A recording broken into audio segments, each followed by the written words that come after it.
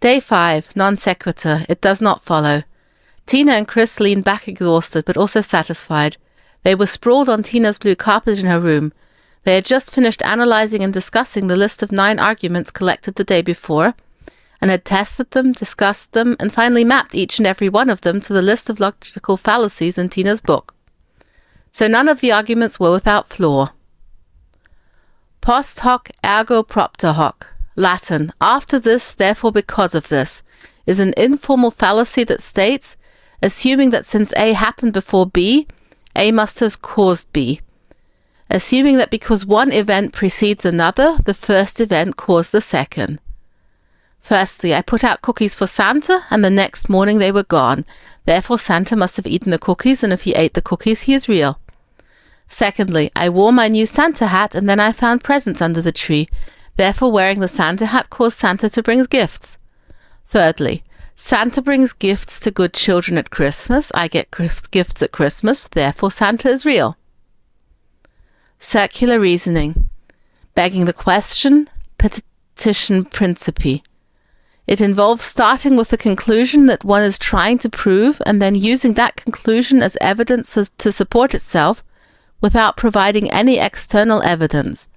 The conclusion is assumed in one of the premises, creating a circular structure in the argument. Fourthly, Santa must be real because only Santa could have left these mysterious gifts under the tree. How do we know they are from Santa? Well, only Santa could have left such magical gifts, so it must be him. Affirming the consequent, also known as converse error, fallacy of the consequent, asserting the consequent, affirmation of the consequent. An error in formal logic where, if the consequent is said to be true, the antecedent is said to be true as a result. If P, then Q, therefore P. Misapplying formal logic, inferring the original condition from a true consequent.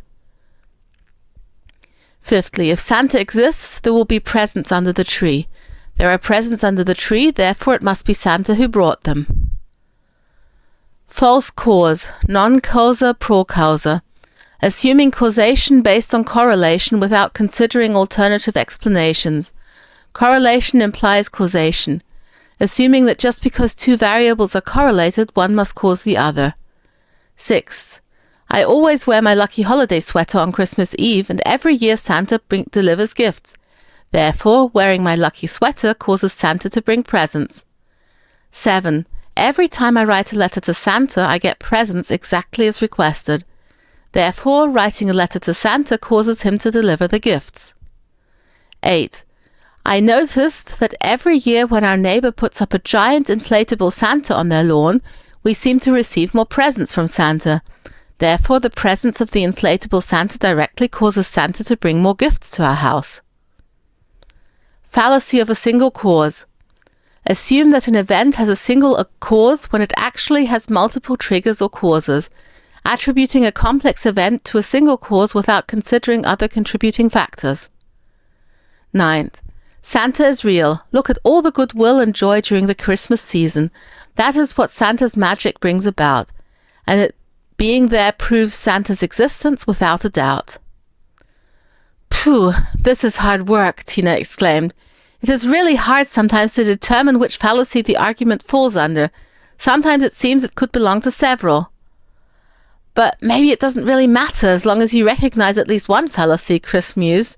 He was beginning to feel a little foolish for believing Santa was real and for thinking some of the above arguments were valid. Here, have a cookie, Tina said, and passed over a box of cookies that she had on her desk. We really have earned it.